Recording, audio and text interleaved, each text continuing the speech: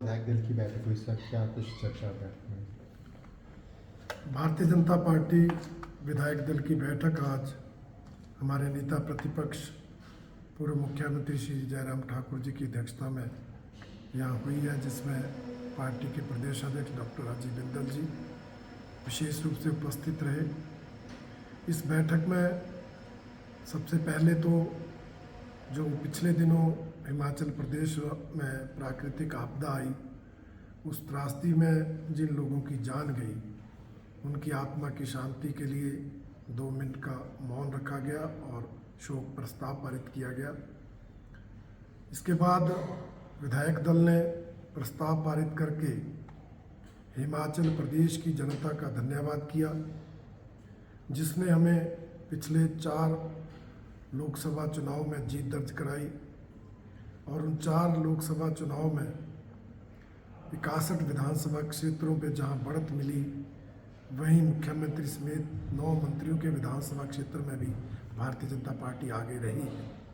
इस उपलब्धि को लेकर जहां कार्यकर्ताओं का धन्यवाद किया, वहीं प्रदेश की जनता का धन्यवाद किया और आदरणीय प्रधानमंत्री नरेंद्र मोदी जी तीसरी बार केंद्र में सरकार बनाने में कामयाब हुए, उनको भी इसके लिए बहुत बहुत बधाई दी गई। हमारा विधायक दल 25 से बढ़कर 28 तक पहुंचा, इसकी भी जनता को, कार्यकर्ताओं को बधाई दी गई और तीनों विधायकों का विधिवत स्वागत, अभिनंदन और सम्मान किया गया। इसके अलावा विधायक दल की बैठक में हिमाचल सरकार ने चुनाव संपन्न होने के बाद जो जन विरोधी निर्णय लिए, उसके लिए उस सरकार की कड़ी आलोचना की गई।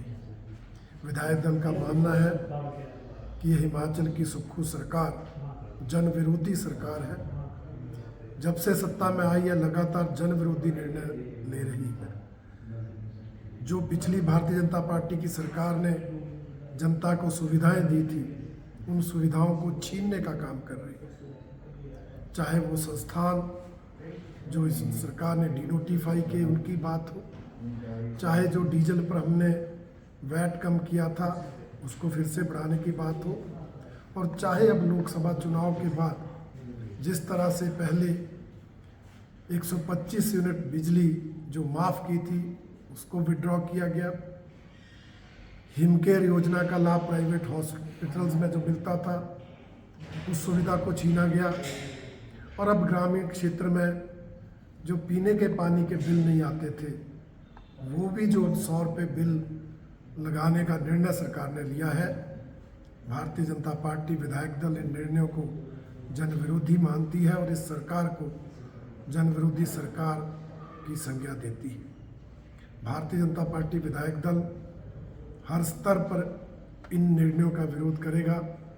आगामी जो 27 अगस्त से विधानसभा का सत्र है, उसके अंदर भी मुखरता के साथ इन जो है मुद्दों को उस विधानसभा सत्र में उठाया जाएगा। विस्तृत रणनीति आज की इस बैठक में उस मानसून सत्र में किस तरह से हम जनता के मुद्दों को उठा सके, उसकी रणनीति बनाई गई है। विशेषकर ये जो जन विरोधी निर्णय सरकार ने लिए हैं, उनको अलग अलग नियमों के तहत चर्चाएं करके प्रभावी ढंग से उठाने की यहाँ पर योजना बनाई गई है। और इसके अलावा जो पार्टी के आगामी कार्यक्रम है, चाहे वो चला हुआ एक पेड़ माँ के नाम अभियान है, चाहे वो तिरंगा यात्रा और हर घर तिरंगा अभियान है, और फिर उसके बाद आने वाले अनेक कार्यक्रमों पर आज यहाँ पर विस्तृत रूप से चर्चा हुई है।